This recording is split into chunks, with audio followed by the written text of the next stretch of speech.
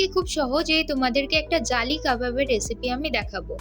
তার জন্য প্রথমেই একটা চপারের মধ্যে ক্যাপসিকাম, পেঁয়াজ, কাঁচা লঙ্কা, রসুন এবং অল্প একটু আদার কুচি নিয়ে ভালো করে চপ করে নিলাম।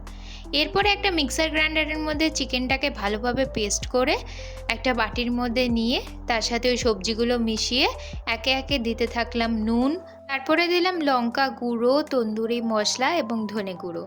এরপরে দিয়ে দিচ্ছি বাড়িতে বানানো ব্রেড ক্রাম্বস, তারপরে গোলমরিচ গুঁড়ো, একটুখানি চিকেন মশলা, অল্প একটুখানি চিনি এবং একটা ডিম দিয়ে দিলাম। এরপরে একটুখানি গরম মশলাও অ্যাড করেছি এবং সব কিছু খুব ভালোভাবে মেখে নিতে হবে। এর মধ্যে একটুখানি সাদা তেলও দিতে পারো যাতে হাতের মধ্যে চিপকে না যায়। তারপরে পুরো জিনিসটাকে আধা ঘন্টার জন্য ফ্রিজারে সেট হতে দিতে হবে। হাতে অল্প একটুখানি তেল ব্রাশ করে ছোট ছোট করে গোল গোল করে কোপ্তার মতো শেপ দিয়ে দিতে হবে। এরপর আরেকটা বাটির মধ্যে নিয়ে নিয়েছি দুটো ডিম, কর্নফ্লাওয়ার, নুন আর অল্প একটুখানি জল দিয়ে ফেটিয়ে একটা ব্যাটার বানিয়ে নিয়েছি এবং সাদা তেলের মধ্যে ওই কোপ্তাগুলোকে দিয়ে ভালোভাবে ফ্রাই করে চিকেন সেদ্ধ হওয়া পর্যন্ত আমি ভেজে নিয়েছি।